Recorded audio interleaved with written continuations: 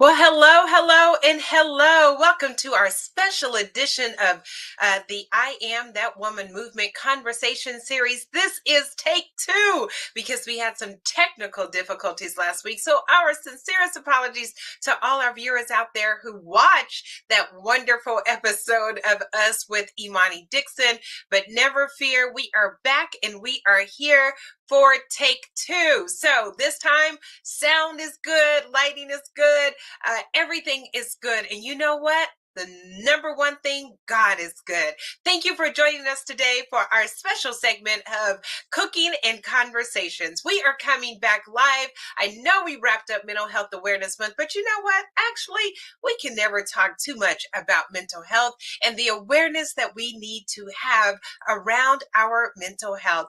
This episode, just like I told you last week, is so powerful. We have a wonderful young lady joining us today, none other than Imani Dixon, to talk about her book. She is the author of a very special book, and she has an extraordinary story of her healing, even including her emotional and mental health healing. And there's a lot of healing that needs to come when you have been traumatized by those types of difficulties, challenges, obstacles, traumas, and dramas. And so we have Imani here to help those out there to heal from that by telling her own story, how courageous she is. But before we get into our show today, you guys already know I have to promote the 5th annual I Am That Woman Retreat, this extraordinary experience, 5 days and 4 nights in St. Thomas, the U.S. Virgin Islands. You don't want to miss it. So let me show you a little sneak peek into last year when we were in Scottsdale, Arizona,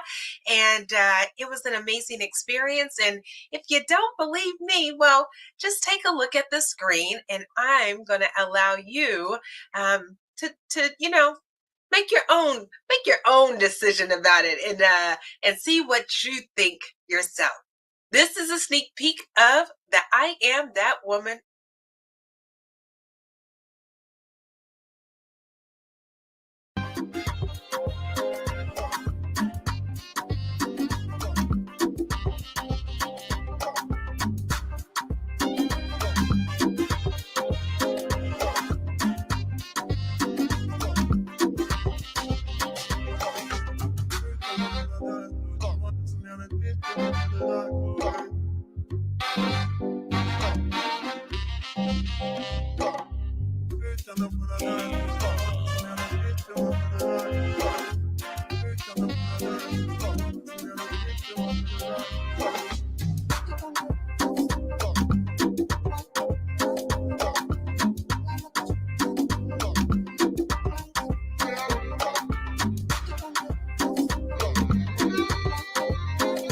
You do not want to miss another I Am That Woman retreat.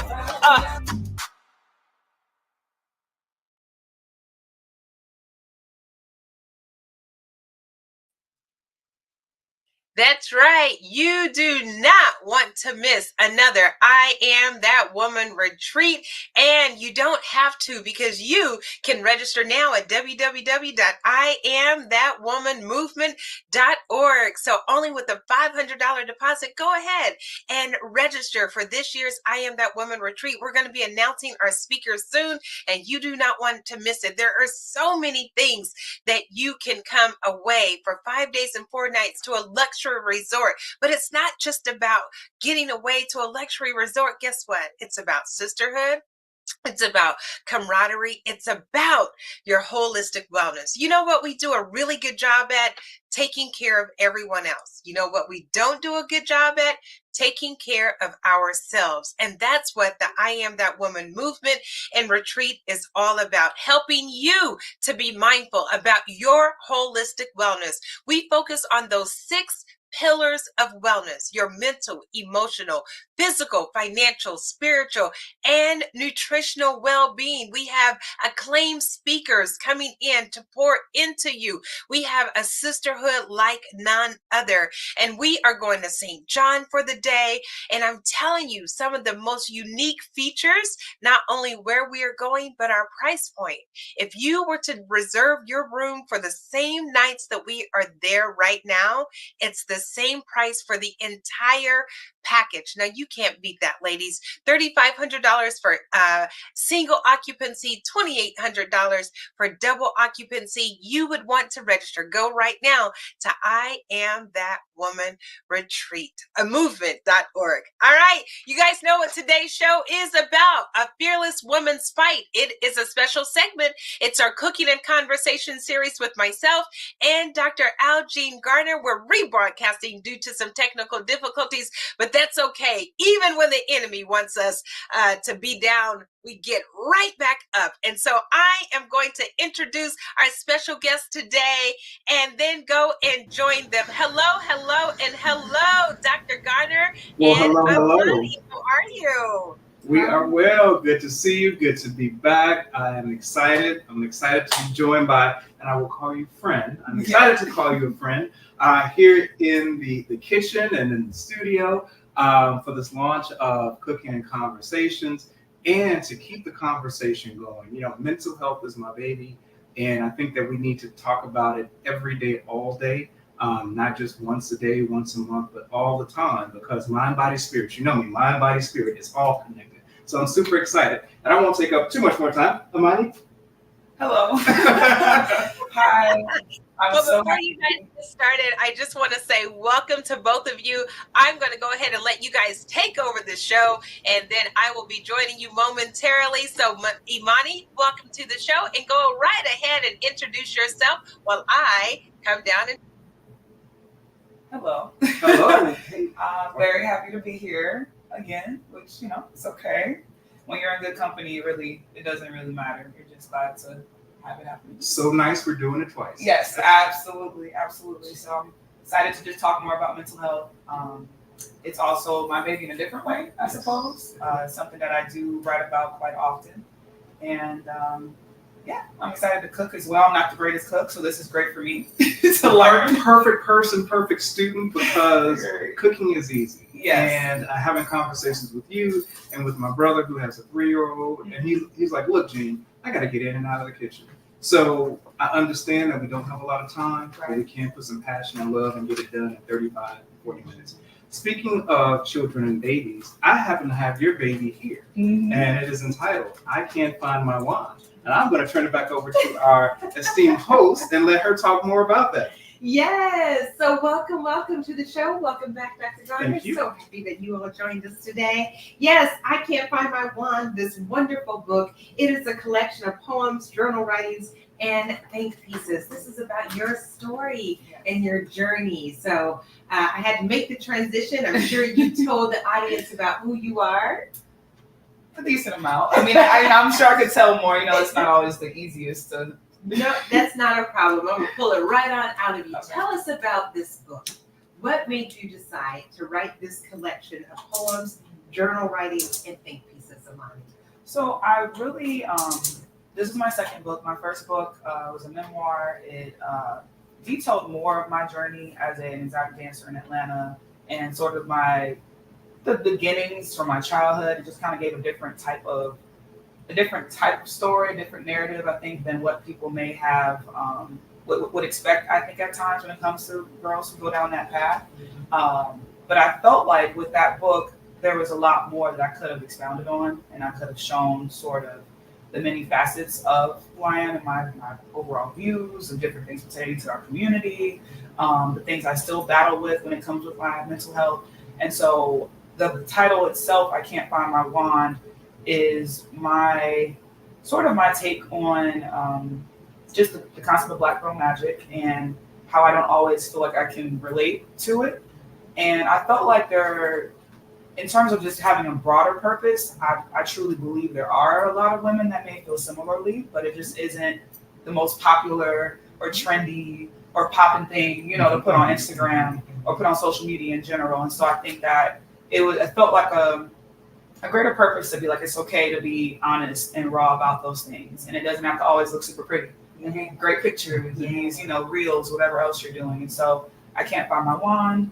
I'm still, figuring it out. And that's what this book is all about. That's what this book is all about. It is a journey. Life is a journey. And you've had quite a bit of a journey. And you are very authentic and you are very raw about the things that you have been through. When did this journey start for you? How old were you when you started this journey? If I may, Yes. before we get too deep, Yes. I want to just kind of lay out the Yes, framework yes, for our yes, cooking. please. Oh yes, I'm sorry. I'm just getting right on into Right. the conversation. Slow me down, back me up. This is cooking and conversation. Right. So, All right. what are we having today? So today we're going to do a quick and easy red snapper with a peach jalapeno glaze. That's going to be served over some sauteed vegetables, yellow green pepper, onion, red onion, and we're also going to do some charred broccoli. Very simple. But I'm going to have you two, I'm going to share a secret, and it may not be a secret for many, but it's a secret for me. We're going to do a Caesar salad. Awesome. Now, you know, Caesar salad, classically done, can be done table side. It's super sexy. And yes, we're going to keep sexy in cooking it. That's a whole nother show. But it can take a while. Another show. And it can take a little practice. But I found a way that we can get a Caesar salad done in about 10 to 15 minutes, if that long. All right, so if you're ready to jump in, what I'm going to have you do, Miss Twyler, if you would just take that little piece of garlic right there and cut it in half, and then we'll move these tongs, and then I'm just going to have you, after you slice that in half, just kind of rub it around the bowl. And Miss My Imani, hands are clean. I'm going to hand you this lovely romaine lettuce, which I have already washed, and it's chilled. Okay. I'm going to grab a few tools out of my toolbox. Oh, that's the first time That's I've the ever first time I've ever done this. heard So. of that, done that. That will infuse a little garlic flavor, and it's done with some of your classic takes on. And you can never have too much garlic. At least Never if you have ask too much. me, you never have too It's much. good for your heart and it keeps the vampires away. Now, does it matter what type of bowl it is? Wooden bowl is the It's the best. best bowl. Yeah, my dad made a Caesar salad. I've watched him do it in a wooden bowl. I've seen it on TV. And if you want to get really fancy, you can do it with the stainless steel bowl, but then they use the whole leaf of the romaine lettuce and pour it on top. Oh wow. That's our advanced course. We'll Right. get you there. Right. Okay. So I'm gonna have you, Miss Imani, if you would so kindly place your lettuce in that bowl. Like dump it. Just in dump there. it. Okay. Just dump it right in there, Alrighty. the whole thing. Okay. And since you are our student, I'm gonna hand you that. Just pour as much or as little as you like on there. Okay. Everybody's different in terms of how much dressing they That's like. right. Some like it I heavy, like it some lightly like it dressed. light. I'm more of a lightly dressed now. This is on the thicker side. So look, yeah, just go ahead and Okay. just give it a good squeeze. Okay. Thank you. There we go. Oh, All right. there we go. All right, there you go. Okay. So I'm gonna hand you these tongs, and you just take that and let's just kind of stir it with the tongs. Okay. Right. All right, and if you would Yes, sir. sprinkle a little bit of the Parmesan and Romano cheese.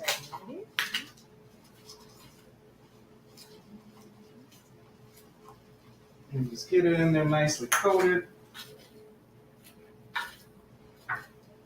This is already looking and smelling Amazing. absolutely Yes. amazing. So quick Caesar salad, which goes with, you should always have some greens with your salad. And you know what? I grew up on a farm and we had a garden, and I thought you always started your dinner with a salad. So didn't know that was optional, but All right, got the Parmesan in there. And if you would, Twyler or Imani, just take a little bit of the black pepper, sprinkle it on top. Obviously, not all of it. Not all of it, Right. just- So. Yeah, you can do it like that, or you can put some in your Yeah, fingers and do the little fancy thing there. That feels Hey, very. hey, I like this. I like You are a this. pro. Okay. So, Ms. Twyler, I'm going to have you prepare our lovely broccoli, alrighty. and this is very simple. Okay. Now, I am a big fan of olive oil. There are many types, but tonight we're going to do avocado oil. Avocado oil is healthy, it's high temp, so just Avocado drizzle that oil, all healthy across and high temp. So we're gonna drizzle Big this broccoli pieces there. across our broccoli that we are. don't be afraid, just get in there. Oh, get it in there. Just all right, all over. Nice and coating Mm-hmm. Get a little over here. over here. All right, perfect. Alright. Okay, that's enough. That's expensive. All right. That's good. Sprinkle generously with salt, up high, up high, up high. Yeah. And what that does, it just gives you the control. Okay. There, and we're gonna just sprinkle a little bit of this. This stuff is like magic. Rodney This is real. Scott. Rodney Scott's garlic and butter pepper herb rub. You can put it on shoe leather and it'll taste good. So we're gonna sprinkle some of that on there. Alright. I like seasoning. As long as it doesn't have too much salt in You missed it, that one over there. too much sodium. I like seasoning. All right. All right. And I'm Perfect. even going to make sure that I get the stems because I Right. think that's where the nutrients are. All right, a little pepper. I'm not a nutritionist. I'm a cook. Pepper. And then while you're doing that, I'm just going to rough chop some garlic here. Cooking and Conversations. This is our special edition. We'll be doing this every month. And you can always go and get the recipe at info@cookingandconversations.com or Algean, ALGEAN, at cookingandconversations, don't forget the S.com. I'm going to hand you this lovely garlic yes. and just sprinkle that across the top there. No, it doesn't have to be like super chopped up. No, it doesn't have to be super chopped up. We just want to infuse a little garlic flavor in there. And then we're going to hit it with a little bit more of the avocado oil across the garlic. Now, a secret. Now, you know how you go to the restaurants and they have that beautiful char on the vegetables and they're crisp and tender but they're not burned? Yeah. The secret, I hope they don't pull my cooking card, is to cook your vegetables on the bottom of the oven. That gives you the heat, that gives you the char and the control. I know I said he had too much garlic. I don't know who you're going to be kissing. But, all right, so we'll throw this in the oven. So literally all the way at the bottom. At the bottom. On the Yep. tray or anything. Not just on the that- show. Got it. All the way at the bottom At of the the bottom. oven. Okay, this Steady. we're going to let rest. And then we'll come back and visit it in a moment. Great job. Do we lady. need to chill that? Yeah, already? that's- No, Huh? we're going to let it come up a little bit. Okay. Yeah, so that the That's dressing will melt. Okay. Yeah. And then just before we serve, I'm actually going to put our bowls in the freezer. Ah, shield the bowls. Another little secret. Cookies and Conversations. You get all kinds of little secrets for your special dinner. Okay, so I know we need to get to talking, so I'm going to just kind of walk through the rest of the recipe. I'm going to slice up some onion. I'm going to slice up the bell pepper. I'm going to season our lovely red snapper. And do you find this red snapper just in your Mariano's, Jewel? and Red the- snapper is available anywhere, but I have become very partial to Wild Forks. Okay. That is not a paid endorsement. I just like their products. And they deliver. Mm. So, all And what right. is it called again? Red snapper. Oh, Wild Forks. Wild Forks. Okay. Yes. Mhm. Wild Forks, just in case you want to get your seafood fresh and delivered to your house. Wild Forks is Algean's recommendation. Not a paid endorsement yet. All right. So, all right, we're going to season up high with some salt, and snapper can take some salt, but we want to be cautious. And I use a couple different types of salt. My go-to is Diamond Crystal Kosher salt. Does not have as much sodium as other salts, so it's a little bit more forgiving. And we stay away from the girl with the umbrella salt. The girl with the umbrella salt, it's, you know what? We all grew up with it. Right. It's universal. It's good, not great. There's better. Right. And as you practice more and cook more, you'll feel the difference. But, you know, if it's on the table and you need a little hit of salt, it's perfect for that. All right, so we got that. And if you notice, I'm not going to salt the other side just yet. I'm actually going to wait. I'll tell you my little secret about that. And, of course, my favorite, little onion powder. Onion powder. Starting to smell really good in here. Now I'm starting to also get the senses. Like, All right, we're good. You okay? We need to turn you good? All right. all right. So we're going to hit it with a little bit more of this Rodney Scott magic. And, of course, I got to endorse it. Every day is a good day. There may be bad moments, but it's a Every good day day. is a good day, according to Rodney Scott. Thank you, Rodney Scott. All right, so we got that seasoned. Now what I'm going to do, I'm going to put a couple turns of extra virgin olive oil in my skillet here. Now, if you want to get crispy skin, and it might be a little hard to do because we're going to glaze this with some jalapeno peach glaze, but salt your skin side later, right? And that allows it to crisp up. Because if you salt your fish too early, it's going to pull moisture out of it, and that skin side will not crisp up. I see. Okay, so we're going to let that pan heat up, and you want your pan to heat up till the olive oil is shimmering. You get a little bit of smoke, get a little heat in there, and we're going to let that cook. I'm going to take butter and probably about a half a stick of butter. I told a friend of mine I was cooking something and I said 2 tablespoons. He was like, Dr. Apple, we are not feeding Richard Simmons here. Put a whole pound in there. Right. But for our health conscious people, we're going to do Yes. half a stick of butter, probably about a third to a half a cup of this jalapeno pepper jelly. That's going to make our glaze. We're going to sear this on both sides and then coat it with the glaze. As our broccoli cooks, I'm going to throw some of our sliced vegetables in there, and we'll go from there. Sounds All good. right. And so as you to continue your conversation, Yes. I'm going to get things going over here. I will chime in every now and then. But I do want to go back to something really quick you said, and it struck a chord with me. And that is about not quite fitting in with Black Girl Magic. And I listened to T.D. Jakes, and he gave a sermon, and he said, there are times in life that you can't be it if you're going to lead it. So many times we grow up wanting to fit in, want to be part of the group or the clique, but we don't fit in. Right. We're not destined. We're destined for something different. That's part of your journey. Okay, so I'm going to get to work over here. You guys go ahead and talk, and I will be right back. All right. Well, this is Cooking and Conversations. This is our special segment, and we already have our Caesar salad done. We already have our char-grilled broccoli in the bottom of the oven being done, and Algean is preparing the red snapper. That is tonight's delicious, healthy dinner. And back to our conversations with the Miss Imani Dixon about her book, I Can't Find My Wand. And this is a collection of poems, journals, writings, and think pieces in regards to Imani's journey and her self-discovery of healing from sexual trauma and drama. And my last question, right before we got into what we were cooking today, was all about how old were you when things kind of first got started, when you were going down the exotic dancer path?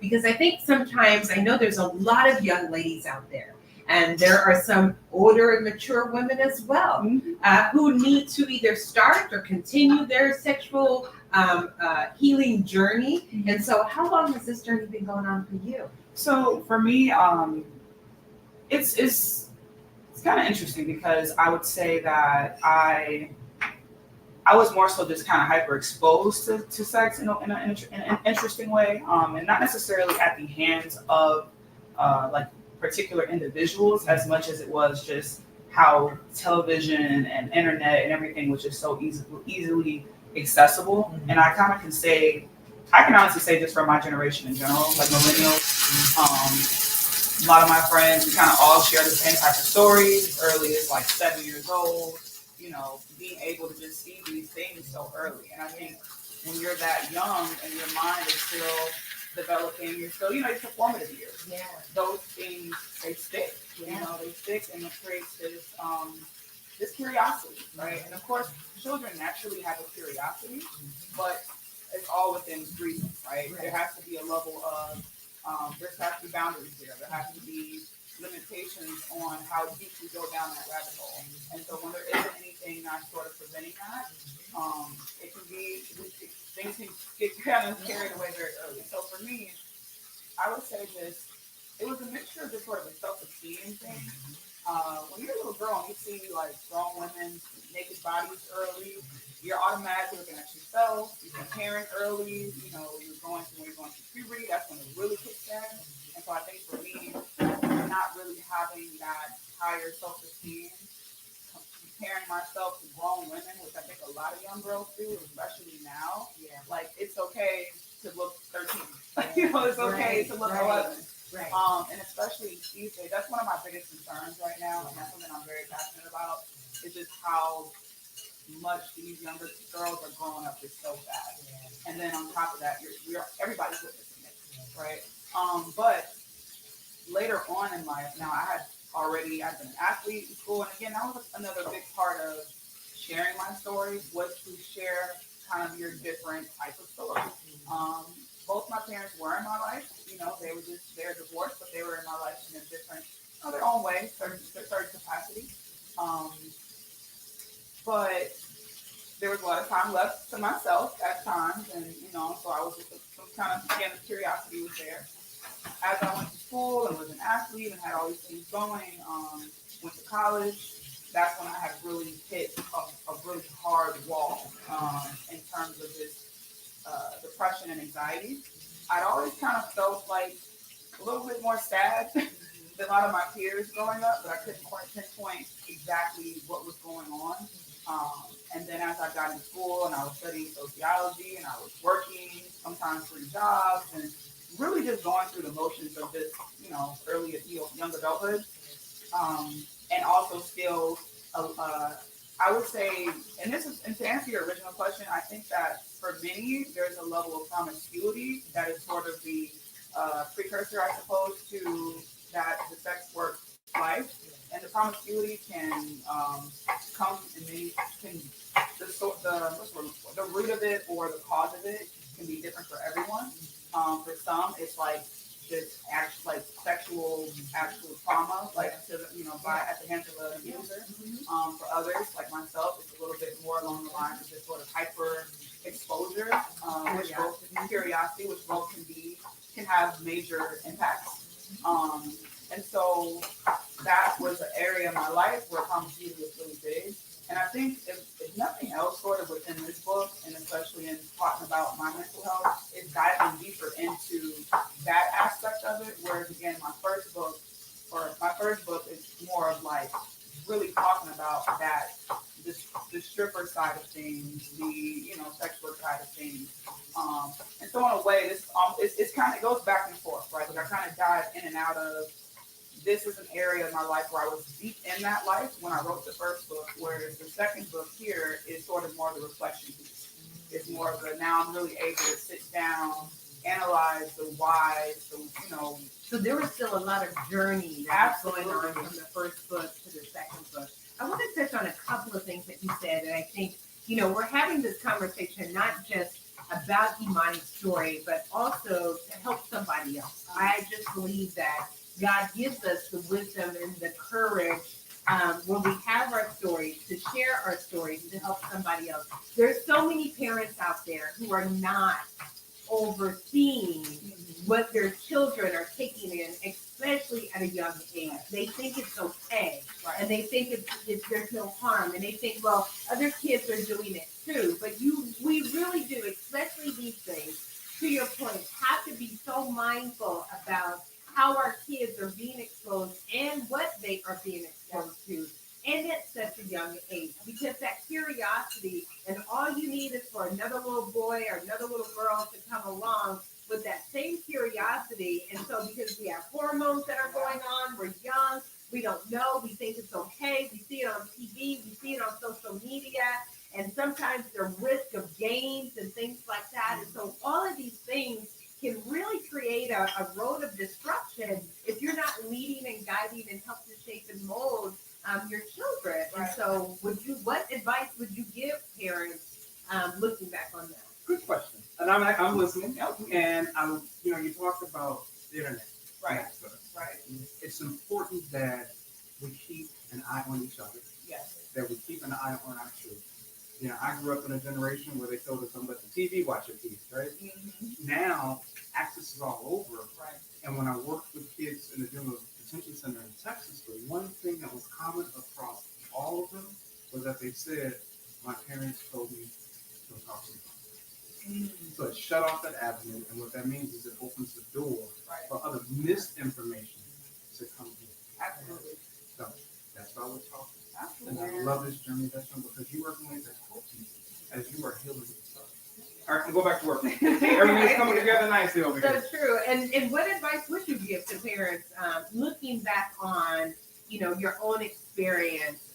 If we were in a room full of parents or even young children who say, it's okay, Bobby's watching it, it's okay, Becky's watching it. What would you tell them? What would you tell that young Imani? So if I were like speaking to the parents, right? Because of course, when you're talking, depending on the age of the children, it's kind of difficult. Again, like what I said, it's like that access to internet, like it's huge. Like in the matter of 20 years, right? So I'm 29. So in a matter of 20 years, we think about how many technological advancements there's been within that short span. insane. It's unlike any other time ever. You know, it's unprecedented. And so, like TikTok's a big one right now. There's a lot of things happening politically with that right now, and I think in my opinion, for good reason. That's another, you know. But the attention span of children is very short. That screen access, you know, at one point it was just the television, but then it became the desktop, you know, home computer. But then it went into the laptop. Now you have it on your actual phone. You have a computer in your hand, right? So when I go out and I'm, you know, wherever I am and I'm around families, I see so many families where they're not even communicating. Everybody's at the table looking at their phones, and that's a big part of this whole segment, right? Is that like conversation aspect, that making eye contact, that making a connection. So I think that monitoring specifically in that area with just the internet, the phone, and it's tough because you have children that go on to school, right? They're in public school especially. You know, you have no control over other children and what they're exposed to, right? You only have control over what your children. So it's setting that foundation, right? Having that moral compass. Yeah. It's huge and it's hard, but it's doable. You know. And you talked about, you touched on depression. Yeah. The fastest growing rate of depression is among adolescent African American people. Yeah. That is due to social media. Absolutely. You know, COVID had a big impact on all of us. The social media. So depression is up, and the suicide rate is up. Absolutely. This false persona and too much information, right? It is. As much as I want a Ferrari, I'm not ready. Someone give me for I hurt myself and everybody else. But you know, when we are trained, right? You know, when we have developed the skills, when we learn how to defend against information or let it go away, right? That's what's important. I think that in this microwave, I guess now it's 5G internet society. Yeah. Delay feels like you're being denied. So Yes. we know that being delayed is not a denial. Absolutely. All right, back to work. And so many kids aren't even having a chance to be kids. But you know that's what kind of started you to your life of exotic dancing. And a lot of kids get there because of abuse, and that's not your story. It was just exposure. And I think I'm counting on that a little bit because I think it's important for parents to understand that, and even young children who may be out there to understand that you don't need to be exposed to all of these things. Listen, be a kid. Yeah. Be a kid. Be 10, be 11, be 12, and wait until you are at that age and stage in life where sexuality is okay. And so I just encourage kids to be kids. But let's continue with your journey and continue with your story. And so one of the things that I did before is just to read an excerpt because we talked a little bit about I Can't Find My Wand and how when we met at Dr. Carr's gathering, you had not been in a lot of circles and environments and rooms with other African American women who had affirmed you and supported you, and you didn't know us. We were strangers, you know, probably maybe two of us in the room out of maybe 20, 25, 30 ladies. And you told your story about this title being because you never have felt connected to that Black girl magic, and you talked about this in your book as well. Do you believe, Imani, that you were searching for something when you were dancing and exposing yourself and allowing yourself to be vulnerable to men and situations? Do you feel like you were searching for something that you couldn't find or couldn't identify with? I think absolutely. I feel like there's a way. I'm trying to find the best way to articulate it. There's an attention component, right? Of like understanding healthy attention versus like the differences. You don't understand early in life like what's the healthier attention you may receive from men versus like just being fully lustful, or it can be confusing. It's similar to be mistaking love for lust. You know, I think that if those things aren't established, if you don't even get a example of it, right? A lot of my girlfriends, I grew up in a house, very loving household, 2-parent household. They were able to see firsthand what that looked like, and they use that as a guide. So I think in that environment, there was a part of me that I had kind of early on made a decision of like, oh, the boys like me when I'm this way, when I'm more exposed, or when I'm more even just vocalizing. Because it wasn't always just physical. It could just be talking very openly about sex. So I'm the cool girl, I'm the fun girl, I'm the, and not understanding that what you may think that's giving off isn't always what it really is. And the attention you may receive there's no substance in that. And I think I knew early on that I already had a deep desire, passion in general. I love to explore history, many different things, but I feel like I wasn't feeling fulfilled in my encounters with men. Oh man, I'm trying to figure out the best way to talk about it. Unfiltered, straight, no chasing. Yeah, I was like trying to, and so there's a lot of that. There's a lot of talk around being empowered. Your nudity empowering you, or your sexuality empowering you, and you can be just like the boys, and all of that type of stuff. And even in school, even in an academic setting, that's a big part of what you're learning. Like as a sociology major, as a sexual, I took some gender and women studies classes. Many of the things that I read and that we were learning was about this. Keep it going. It's just hot in the kitchen. That's all. We got this. It's all right.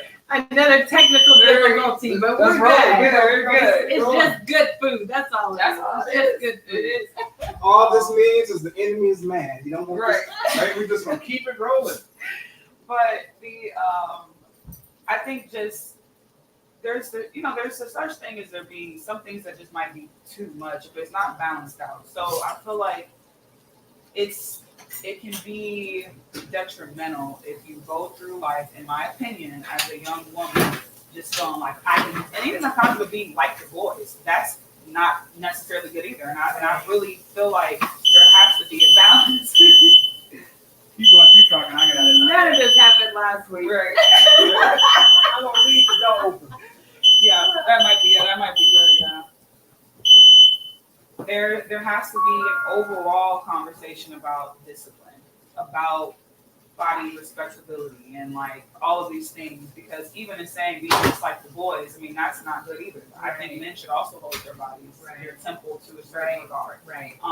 But as a woman, it's a lot of things that you kind of encounter, and I think that within that environment, I took so many things. I took what I was exposed to early in life as a little girl. I took what I learned in college, and you would think, okay, that broadens your mind, that makes you more, but it has many different effects, right? And so all of these things kind of contribute, and then in my personal life, and this promiscuity, all those things kind of just was this concoction of like, this feels right to me. And to be very honest with you, where there is a level of that kind of predatory things that I encountered, I dealt with a lot of men that I would try to get a job somewhere, and it was just like, well, what can you do for me? Well, I could give you this job, or we could do something sexual instead. And I think I became so discouraged in the fact that I'm trying to go a certain route. I'm trying to show that I've worked all through college. I have all these other qualities, and yet I'm being objectified in this particular manner. And so it sort of reaffirms this belief that, well, maybe if I just, is this the glaze? Mm-hmm. Very good. Very good. If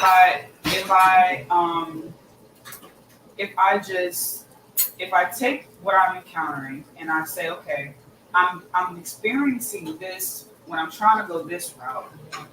Maybe this is proof that I need to go the other route, because at least, and this is the mindset I had, at least in this environment, I have more autonomy. I have more control. I feel I'm more empowered. I'm taking my body and owning it. And it's difficult having this conversation sometimes because I still have many friends that are in that lifestyle, that dance. I still have, I'm kind of untraditional, along with that conversation of Black girl magic and fitting in certain spaces. Sometimes it can be contradictory or be hard being around women that are like, so you're just a victim regrets your past. And I never, even in my book, never want to give that off, because that's not the case. Right. Because there was a level of freedom. I wasn't, there are women who are sex trafficked and they don't have an option, right? And they are true victims in that regard. And then there are those who made a decision.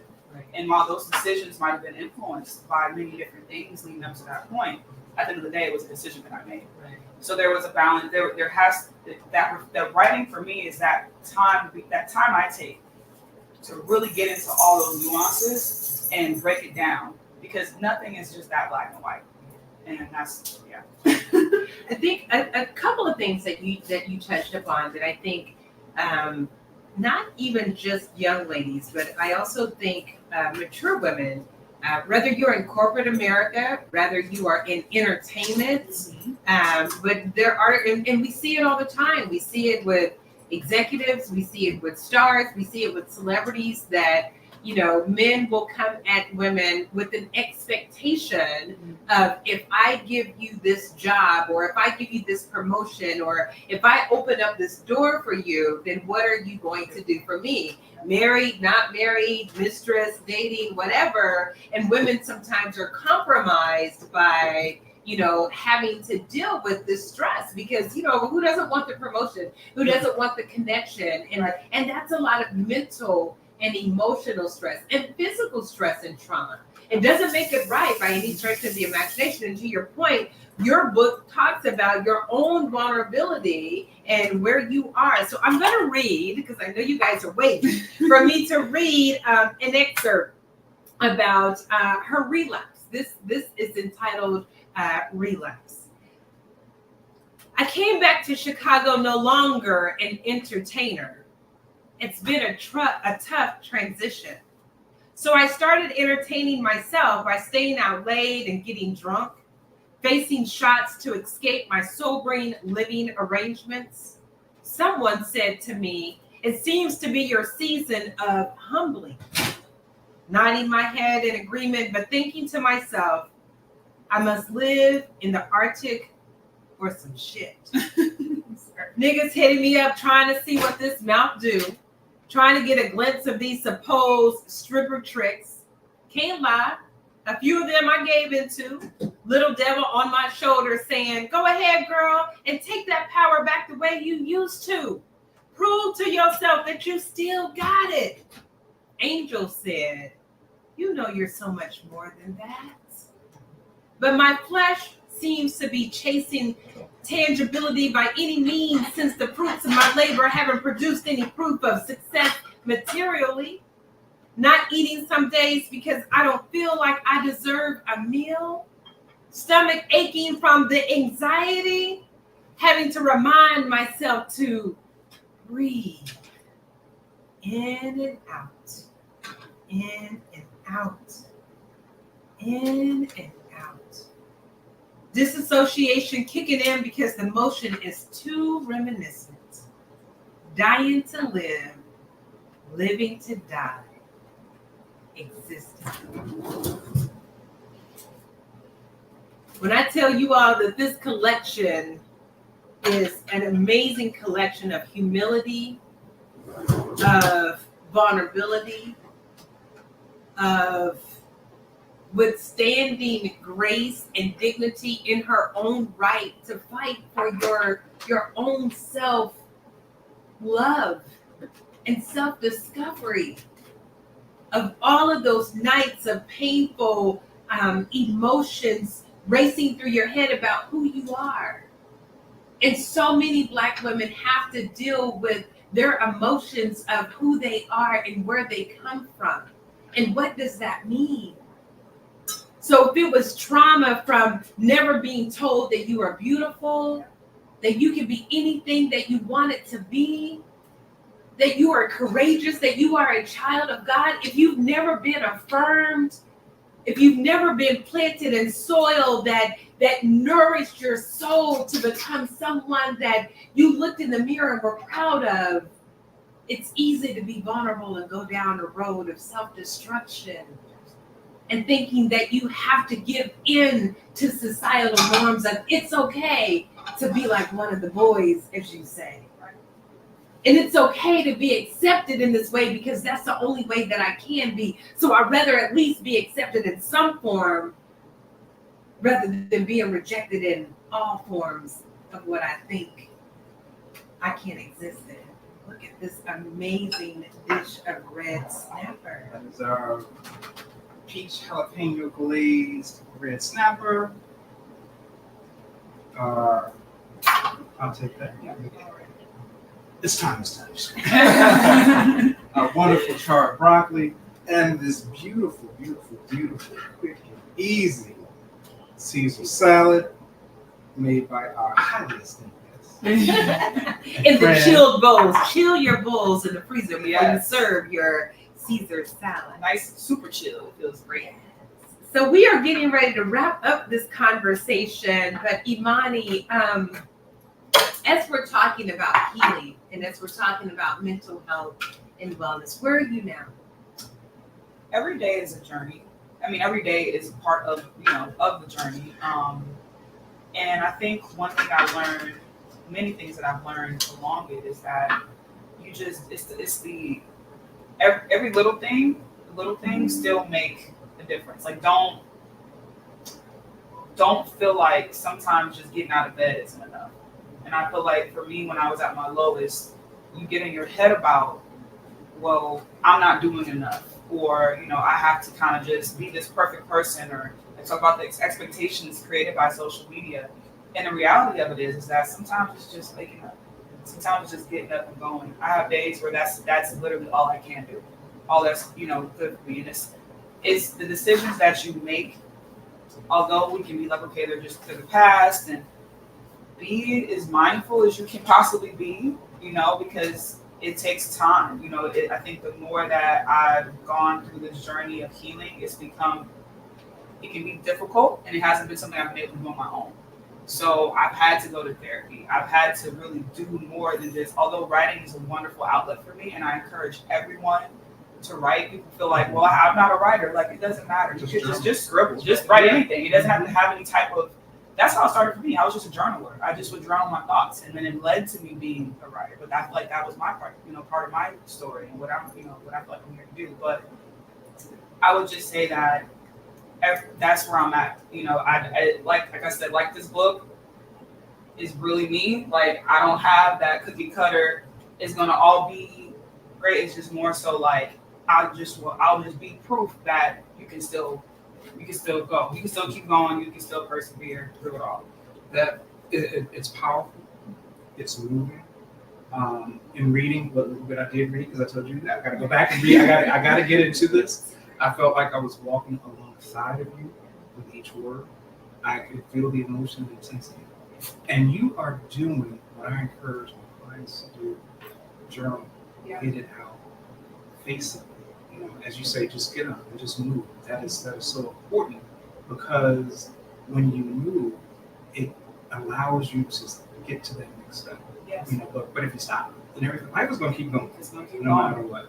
And so, thank you for sharing. Thank you for doing what you do. It's just impactful. It's just impactful.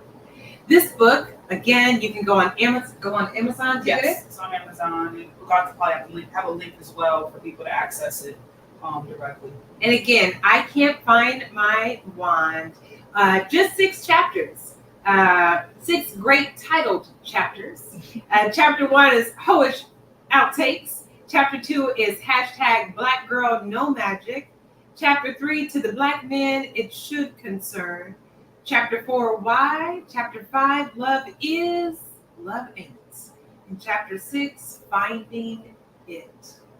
Imani Dixon, I so appreciate you joining us for our launch series of Cooking and Conversation. This has been a great conversation. I hope you have learned something, whether you are a parent with a young child and you know that that you need to watch your child's exposure in all the things that they are watching and looking at, because it's extremely important to make sure that you are aware of your child's surroundings, or if you are that woman who have suffered and who is feeling like you need healing emotionally and mentally, from your own sexual traumas and dramas.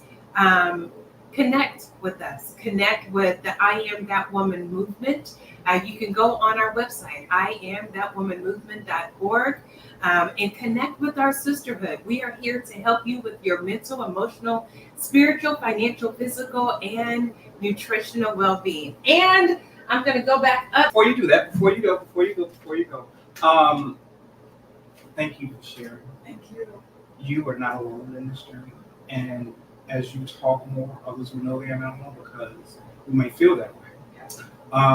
You have impacted our lives. You have touched my life. And I want to give you something that I read and I shared with clients, and it was so powerful. And Dressing Life is one of my favorite authors, but it's Beauty for Ashes. Wow. And as you know, God will give you beauty for your I ashes. love That it. is sweet. Thank you.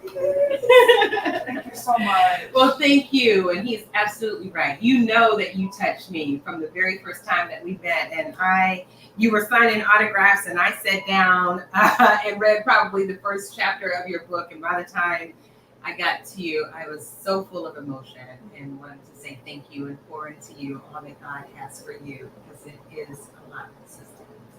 All right, So Algean, let you do your tell due. us what you do. So we are going to plate up. We've already got our salads set. So I am going to actually probably need a bigger plate. Yeah. Let me change plates real quick, and we will plate and dive into this delicious meal. And I am happy to serve you. And if it ain't good, we're gonna pretend like it is. It looks, smells. I'm sure it tastes is gonna be amazing as well. So plate that. I am working on my plating skills, so it may not be as pretty as you see it on TV. But we just All right. I know it's going to be amazing. It looks amazing. It smells amazing. We have sound. So I know that it is going to be great. We got it working. There it is. A little shot there. And I shall say our guest. Wonderful. All right, we're gonna have you too. So thank you, Miss Twyler. Thank you. All right. I hope you all enjoyed our show today. Cooking and Conversations. We had to relaunch due to technical difficulties, and then the alarms went off. That's okay, because when it's hot in the kitchen, it might spark something. And so we want to thank Imani Dixon for joining us again. Go ahead and get her book, and go ahead and join the movement. Go ahead and go to IamThatWomanMovement.org and join the movement. Well, you all know that every Monday through Friday, you can join us for prayer and meditation, because we are a community that is here to support you. For morning mindfulness, 5:30 to 6:30 Central Time.